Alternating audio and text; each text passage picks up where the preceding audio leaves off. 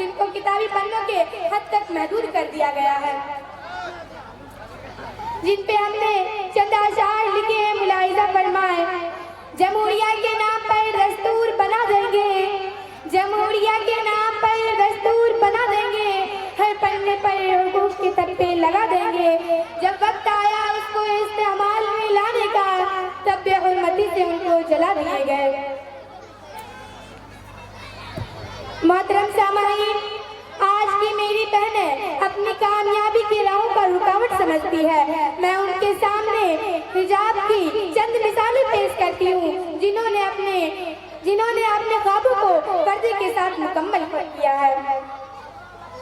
बिल्किस अब्दुल कादरी, जो कि अमेरिका की फुटबॉल प्लेयर है, और इसी तरह पाकिस्तान से ताल्लुक रखने वाली शहनाज लगाड़ी, जो कि एक कामयाबी तरीन पायलट है, और इसी तरह न्यूजीलैंड से ताल्लुक रखने वाली ज़ीना अली, जो कि एक पुलिस ऑफिसर है। अगर समझा जाए तो पर्दा हरगिज़ भी हमारी राहों का रुकावट नहीं बनता।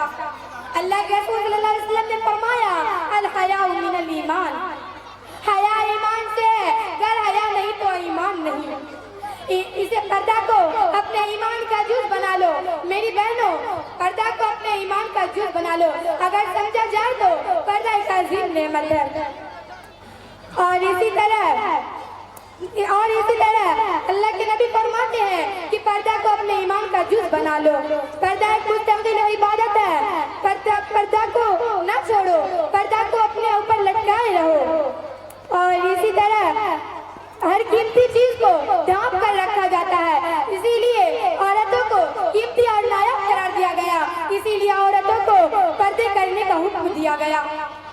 माशाअल्लाह, आज मेरी तमाम बहनें बुर्का करती है, हिजाब लगाती है, अल्हम्दुलिल्लाह, मगर गौर फरमाइए, पर्दा टाइट फिटिंग वाला और एक होता है फैशनेबल, जिसकी लंबाई घुटनों तक होती है, जिससे टांगों के वाज़ेह तौर पर शेप नजर आते हो। नाऊज़ बिल्लाह, नाऊज़ बिल्लाह। अब यहाँ ऑब्जेक्शन होता है कि लड़का लड़कियों में भेदभाव किया जाता है। तो मुझे एक वाकया याद आ रहा है, मैं आप लोगों को सुनाती चलूं कि एक लड़की एक मर्तबा मौलाना मौदूदी से फरमाते हैं कि मौलाना, आखिर क्यों लड़का जो चाहे, जब चाहे, जहाँ चाहे, जैसे चाहे वो कर सकता है, और उसके बरअक्स हम लड़कियों को अकेले बाहर जाने की इजाजत नहीं दी जा सकती। तो मौलाना मुस्कुराते हुए फरमाते हैं, बेटे, कभी क्या तुमने लोहार का दुकान देखा है? उसके बाहर बड़ा लोहा देखा है?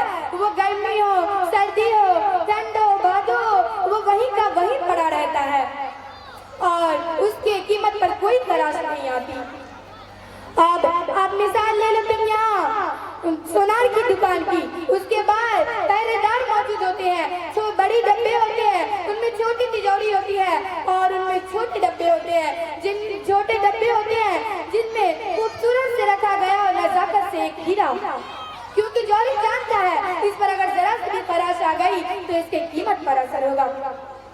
बिल्कुल इसी तरह इस्लाम में औरतों को अहमियत दी गई है मेरी माँ और बहनों, बिल्कुल इसी तरह।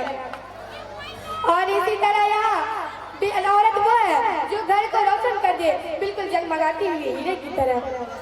मेरी माँ और बहनों, अगर आपको पर्दे से मोहब्बत हो गई हो, पर्दे को कभी आप पहला नजर नहीं आएगा, पर्दे आपको अच्छे लगने लगे होगे, तो आपको कभी पर्दा पहला नजर नहीं आएगा।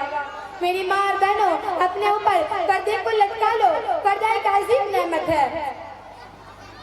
और मैंने एक शायर जिसमें मैं बोलती हूँ, जिसमें मैंने हिजाब की अहमियत बताने की कोशिश की है। अहमियत क्या बताऊँ मैं तुम्हें पर्दे की, अहमियत क्या बताऊँ मैं तुम्हें पर्दे की, जिससे बढ़ती है रौनक चेहरे की। और पर्दा करते रहो, ये तुम्हें बचाएगा हर आने वाले सैलाब से। अब मैं इसी चंद बातों में अपनी तकरीर को खत्म करती हूँ। वाखिर दावाना अल्हम्दुलिल्लाहि रब्बिल आलमीन।